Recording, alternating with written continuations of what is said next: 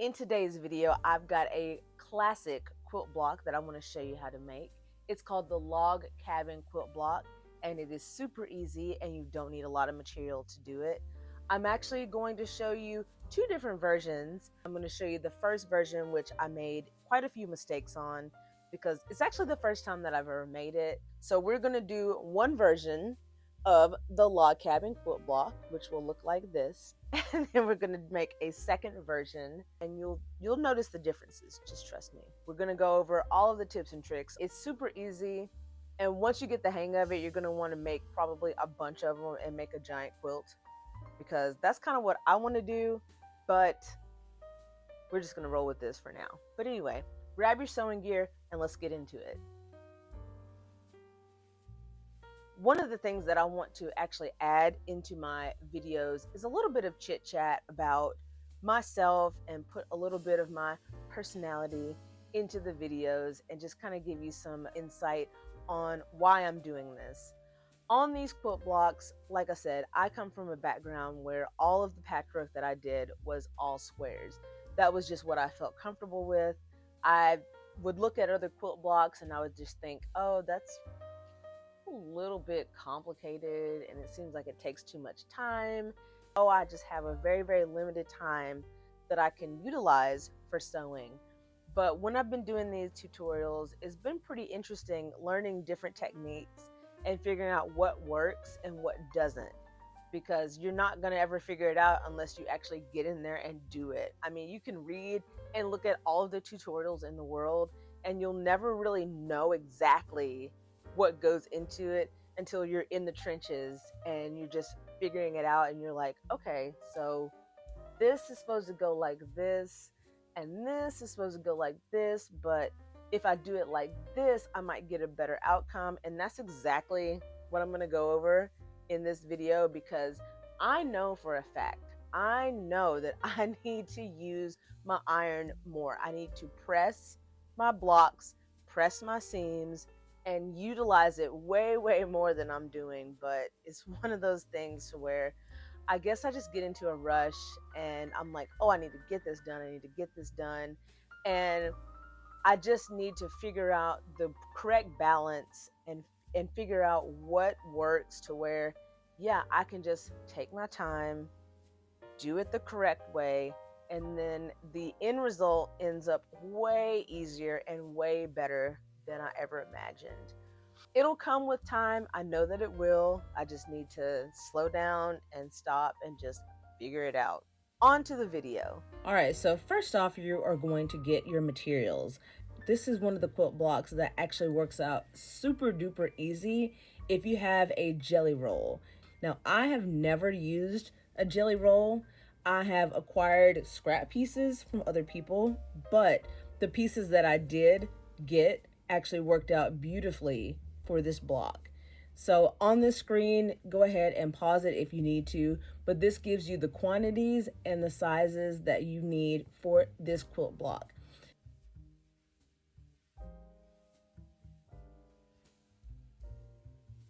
First off, we're going to take our two squares, which are 2.5 inches square, and we are going to sew those together.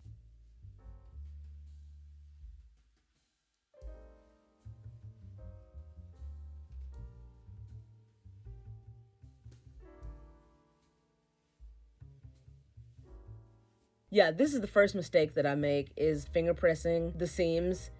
Definitely a red flag. I should not have done that, and I will show you what the end result ends up being since I decided to go ahead and finger press. But we're going to carry on. We're going to go ahead and connect the next piece with a 1/4 inch seam allowance.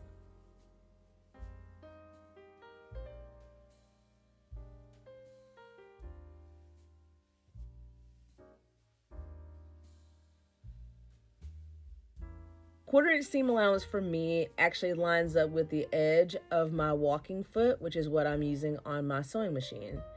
You can use your regular sewing foot, but this is just the one that I've had because I've been making some items for my next craft market, and I didn't feel like changing it because it's like a whole ordeal. Here I go, finger pressing in between the 2.5 blocks and the 4.5 block that I added, which is a directional print that I put on the bottom. So now you're going to go ahead and add the next 4.5 inch piece to your block. And the way that you want to do it is you want to keep adding it to one side of your block.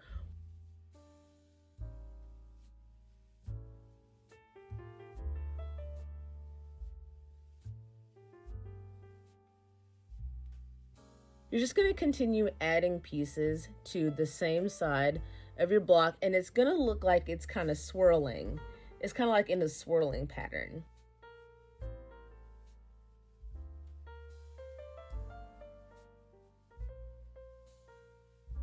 With a finger press. Again, this is a red flag, mistake is coming into play.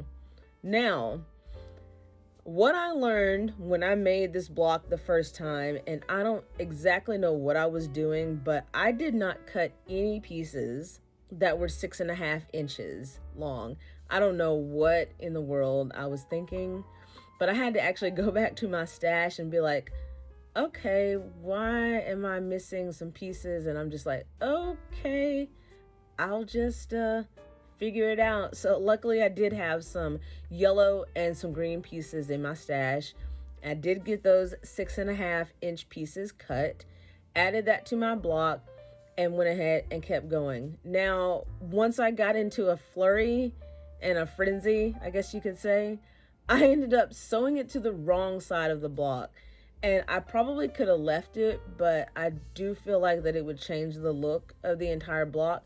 So here I am with my seam ripper, taking it apart and putting it on the other side, which is where it's supposed to be. There was so many issues that I had with this block. I don't know why. I've just felt like that I just needed to rush with it. That is one of the biggest things that I struggle with, is trying to rush through these projects, and I have got to get better with that.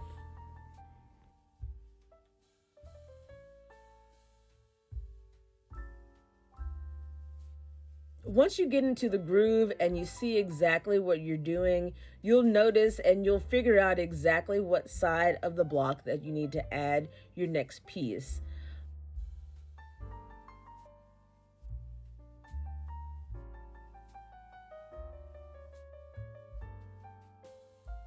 Okay, so the audio is going to change in this spot because I just realized that my microphone was not plugged in.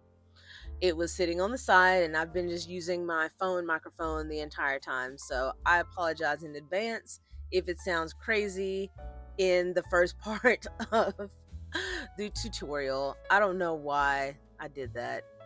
My bad. But yeah, once you get into the groove, you will continue to see and continue to add your pieces on each side of your block. And again, it's going to look like a spiral kind of pattern.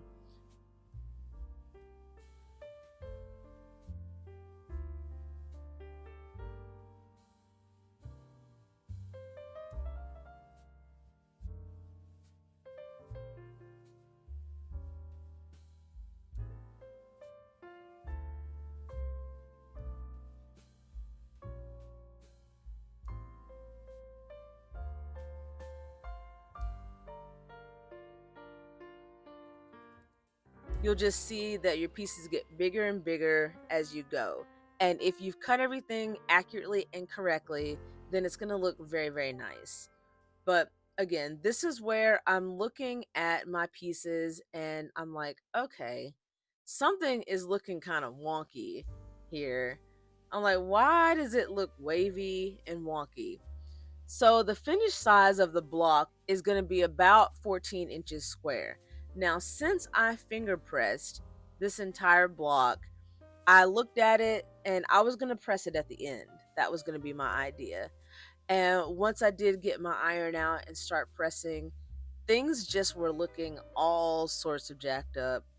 I was just like, my goodness, like what a difference it makes by pressing at the end versus pressing as you go. And I was thinking to myself, like, okay, I mean, I guess it would be all right. But if you're doing something like a big quilt or something professional, I don't think it would be exactly acceptable.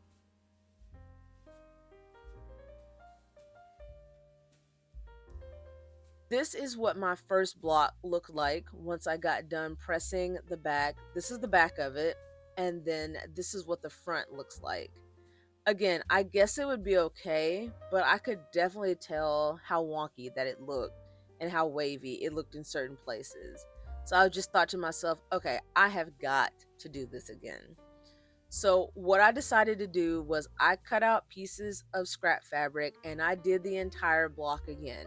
And what I did was every time I did a seam, which I used a 1/4 inch seam allowance on every single seam. Every time I sewed one, I pressed it open and I actually used my iron this time versus finger pressing. Once I get done with the entire process, you will absolutely see the difference that it made. Also, the second time around, I made sure that I had all of the pieces of fabric that I needed.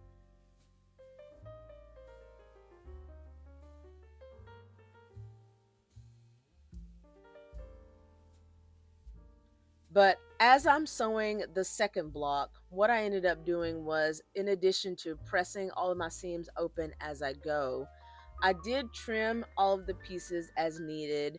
If something looked a little long or something looked like it was going to make things a little bit off, that was something that I made sure to trim up before I added the next piece.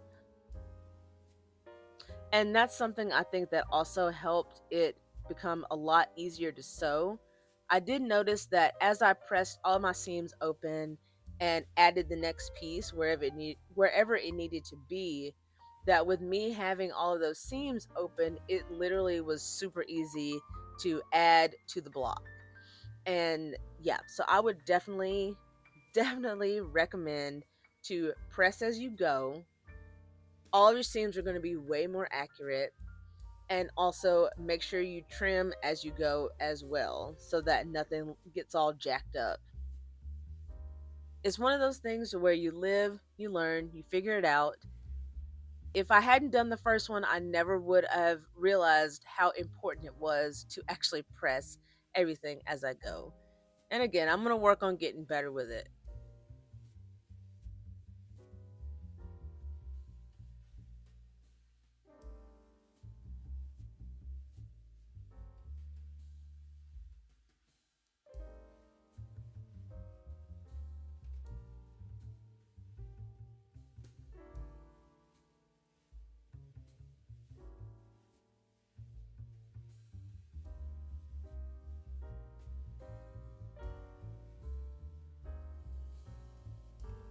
Once I got done with the second version of the block, this is the result, and I really liked how it turned out. Finished size is 14 by 14 inches square.